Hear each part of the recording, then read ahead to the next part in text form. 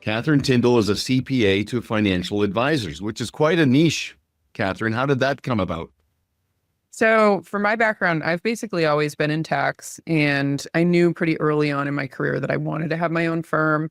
So I worked at other firms with the view of, learning what I liked and what I didn't like. And so when I launched this firm years ago, I really wanted to have a planning focus in the practice, because that was the thing that frustrated me the most, was getting to the end of the year, doing the tax returns and saying, hey, why didn't somebody tell this person that they could have done X, Y, and Z, or, this should have happened during the year, but I'm looking at a end of the game scorecard. There's nothing I can do about it. And so when I started the practice, the initial emphasis was I want to be a planning first practice.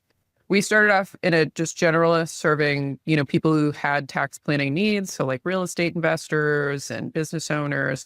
And I picked up a couple. I've always worked with financial advisors, but I picked up a couple as clients. And, a couple years in, I realized that of all of the clients that we had, they were the ones I liked the best in terms of, they really get it quickly. They're interested in understanding the why, and that the value that we bring in the tax planning for them is value that they then can deploy in their own practice and relationships with their clients. And so I enjoyed all of those pieces, in addition to the fact that they have unique challenges that other businesses don't necessarily have because of the regulatory environment they're subject to. That doesn't translate into, realtors don't have the same problems that they do in terms of how they earn their income, how they can assign it, and just some of the nuance that goes on in how they operate. So that's how we got started with them, and they've just been a wonderful group to work with. What is your value proposition then, if you could sort of summarize that?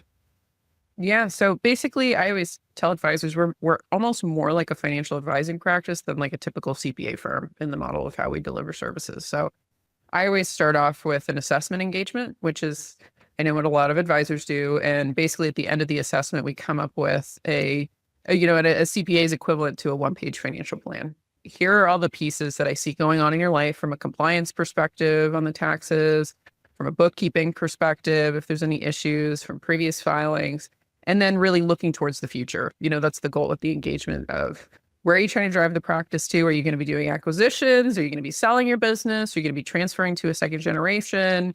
Are you a couple years in and I deal exclusively with US advisors, S corporation status, entity changes, what's on the horizon for you, and what do we do this year and then the next couple of years to make sure that you're going to do that in a tax efficient way? Because I'm always optimizing for three things. And the first thing is that any moves that we do, I want it to be adding to the value of the asset that is the practice. So I'm not going to take moves that are going to decrease the value in the practice.